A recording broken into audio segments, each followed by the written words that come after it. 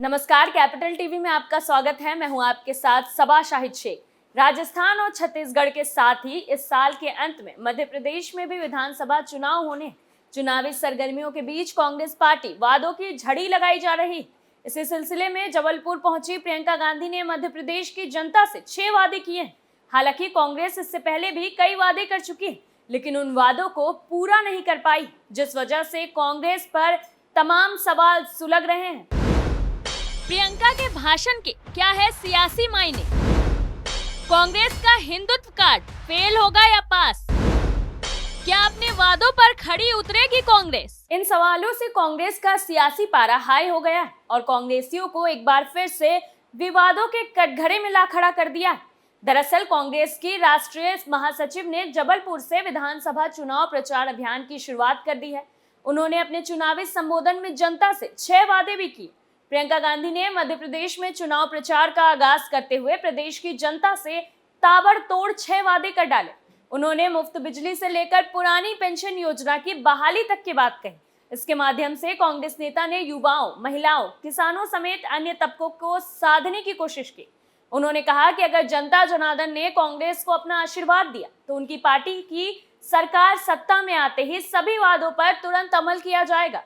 उन्होंने कमलनाथ की मौजूदगी में चुनावी मंच से जनसभा को संबोधित करते हुए कर्नाटक का उल्लेख किया।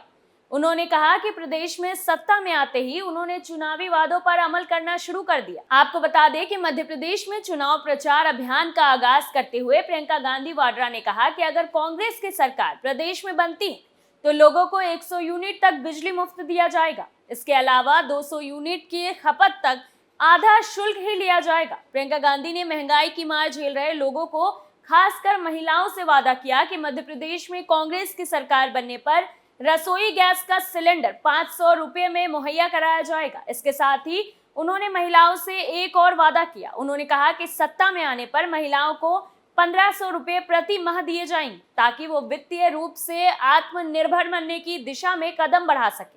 वहीं कांग्रेस की राष्ट्रीय महासचिव प्रियंका गांधी वाड्रा ने ओल्ड पेंशन स्कीम को लेकर भी बड़ा दावा किया है। उन्होंने ये जनसभा को संबोधित करते हुए कहा कि प्रदेश में कांग्रेस की सरकार बनने पर पुरानी पेंशन व्यवस्था को फिर से बहाल की जाएगी। बता दें कि सरकारी कर्मचारी पुरानी पेंशन व्यवस्था को बहाल कराने की लगातार मांग कर रहे हैं। प्रियंका गांधी ने इस घोषणा के साथ ही नौकरी पेश मध्य वर्ग को कांग्रेस की ओर आकर्षित करने की कोशिश की है। उन्होंने बताया कि जहां जहां कांग्रेस की सरकार है वहां वहां ओल्ड पेंशन स्कीम को लागू किया जाएगा। चुनाव प्रचार अभियान के तहत जबलपुर पहुंची प्रियंका गांधी ने शिवराज सरकार और भाजपा पर हमला बोला। उन्होंने कहा कि सबने डबल और ट्रिपल की सरकार देख ली। कांग्रेस नेता ने बीजेपी पर हमला बोलते हुए कहा कि बेरोजगारी और महंगाई, युवा के साथ ही आम लोग परेशान हाल है। उन्होंने चुनावी वादों में किसानों का भी पूरा ध्यान रखा। उन्होंने कहा कि कांग्रेस की सरकार आई तो किसान कर्ज माफी योजना को आगे बढ़ाया जाएगा।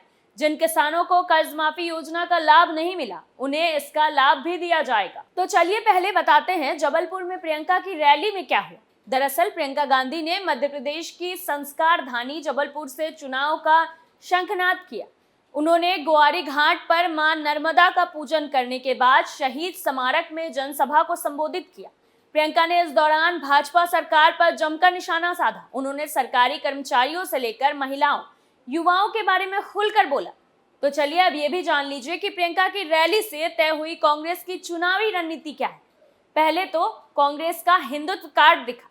प्रियंका के स्वागत में 30 फीट की गदा लगाई गई थी। बजरंगबली से लेकर हर हर महादेव के नारे लग रहे थे। प्रियंका ने मां नर्मदा की पूजा और आरती की। इसके बाद उन्होंने अपने भाषण में कहा कि बहुत साल हो गए, केंद्र में 9 साल हो गए, एमपी में 18 साल हो गए। ये राजनीति आपकी जरूरतों को नकार रही है, इधर उधर की बातें की जाती। हम भारतीय हैं, हमारे लिए धर्म से बड़ा कुछ नहीं है, वो हमारे लिए सर्वोपरि है। लेकिन उसका मतलब ये नहीं है कि पब्लिक के जज्बातों को उभार कर ऐसा किया जाए। वो आपके जज्बातों पर आपको बार बार उकसा रहे हैं। उस नेता को कभी एहसास नहीं होगा कि आपका काम नहीं करेगा तो सत्ता छोड़नी पड़ेगी। आपकी सड़कें ठीक नहीं हो रही हैं, नौजवानों को रोजगार नहीं मिल रहा है, आपको सबक सिखाना पड़ेगा। 18 साल में आपने सब कुछ देख लिया। अगर 18 साल में आपको पता नहीं चला कि वो आपका काम नहीं कर रहे हैं तो आपको कभी पता नहीं चलेगा। दूसरा, भ्रष्टाचार के लगाए आरोप। प्रियंका गांधी ने मध्य प्रदेश की बीजेपी सरकार पर भ्रष्टाचार के गंभीर आरोप लगाए। प्रियंका गांधी ने कहा कि व्यापम घोटाला, राशन घोटाला, शिक्षक घोटाला, पुलिस भर्ती घोटाला, खनन घोटाला, कोरोना घोटाला, बिजली विभाग घोटाला, ई टेंडर का घोटाला, टीवी सेट का घोटाला, कितने सारे घोटाले जो मोदी जी ने गालियों वाली जो लिस्ट गिनाई थी उससे लंबी इनके घोटालों की लिस्ट है। इन्होंने महाकाल कॉरिडोर को भी नहीं छोड़ा, नर्मदा मैया को नहीं छोड़ा, महाकाल मंदिर की मूर्तियों में भी पैसा खाए हैं। कहाँ जाकर रुकेंगे ये लोग? मैं आपसे पूछना चाहती हूँ कि इन्हें संस्कारों की याद कब दिलाएंगे आप? 220 महीनों के कार्यकाल में 225 घोटाले किए हैं। लगभग हर महीने सरकार में घोटाला हो रहा है। तीसरा है रोजगार को लेकर युवाओं को साधने की कोशिश। रोजगार की बात का जिक्र करके प्रियंका ने शिवराज सरकार को घेरते हुए कहा कि पिछले चुनाव में हमारी सरकार बनी थी, लेकिन जोड़ तोड़ करके पैसे लगाकर भाजपा के नेताओं ने हमारी सरकार तोड़ी और अपनी सरकार बना ली। सरकार बनाने के बाद कुछ अच्छा करके दिखाते तो कुछ आपका फायदा होता। 3 साल में इन्होंने मात्र 21 सरकारी नौकरियां दी। मैंने 3 बार ये आंकड़ा चेक कराया और 3 बार जवाब आया कि ये सही आंकड़ा है। अगर आप जागरूक नहीं होंगे और समझेंगे नहीं तो ये जो रिश्वत राज चलाया है, जिसकी वजह से आपको छोटे से छोटे काम के लिए रिश्वत देनी होती है, इसे आप आज बंद नहीं करेंगे तो आपके भविष्य का क्या होगा। चौथा है महंगाई के मुद्दे से आम घरों तक पहुंचाने की कोशिश।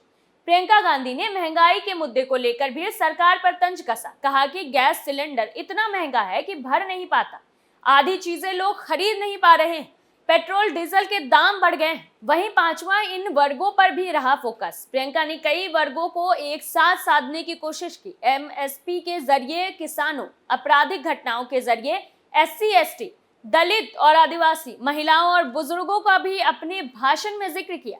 दरअसल हिमाचल प्रदेश और फिर कर्नाटक में मिली जीत के बाद से कांग्रेस का उत्साह बढ़ा है।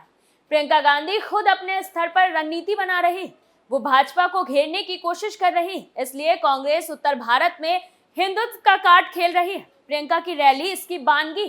कमलनाथ, DK शिव कुमार, भूपेश बघेल और अशोक गहलोत के जरिए वो इसे आगे बढ़ा रही है। हिंदुत्व के साथ साथ कांग्रेस ने भ्रष्टाचार, जातिगत कार्ड, महंगाई और बेरोजगारी का मुद्दा भी जोर शोर से उठाया है। कर्नाटक में भाजपा को भ्रष्टाचार और जातिगत कार्ड से काफी नुकसान उठाना पड़ा था। इसके अलावा वो संविदा कर्मचारियों के अस्तित्व, पुरानी पेंशन के जरिए भी कांग्रेस के लिए एक नया वोटर ग्रुप तैयार कर रही है। वहीं इन सारे मामलों पे केंद्रीय मंत्री अनुराग ठाकुर ने इन सब बातों को लेकर कांग्रेस पर जमकर हमला बोला है। उन्होंने कहा कि राहुल गांधी ने 2018 में मध्य प्रदेश में जो वादे किए थे वो पूरे नहीं किए। अनुराग ठाकुर ने कहा कि राहुल गांधी मध्य प्रदेश में मुंह दिखाने लायक नहीं, तो उन्होंने अब अपनी बहन को भेजा है। कांग्रेस पर हमला बोलते हुए उन्होंने कहा कि हिमाचल प्रदेश में आज से 6 महीने पहले कांग्रेस ने कहा था कि 2 रुपए किलो गोबर, 100 रुपए किलो दूध खरीदेंगे, 300 यूनिट बिजली मुफ्त देंगे और 1500 रुपये बहनों के खाते में आ जाएंगे। मेरी बहनों के खाते में 1500 रुपये आ गए। क्या 2 रुपये किलो गोबर खरीदा? क्या 100 रुपये किलो दूध खरीदा? क्या आपके बिजली के बिल माफ हो गए? जब कांग्रेसी आए तो गोबर बचा के रखो, आपको पता है कि क्या करना है। इतना ही नहीं, अनुराग ठाकुर ने यह भी कहा कि राहुल गांधी मध्य प्रदेश में मुंह दिखाने लायक नहीं है, तो उन्होंने अब अपनी बहन को भेजा, जिससे कांग्रेसियों की हालत खराब हो गई है, क्योंकि उनके झूठे वादों का सच जो जनता के सामने आ गया। इन्हीं वजहों ने कांग्रेस पर सवाल सुलगा दिया है। फिलहाल के लिए सुलगता सवाल में इतना ही। आप बने रहिए कैपिटल टीवी के साथ। नमस्कार।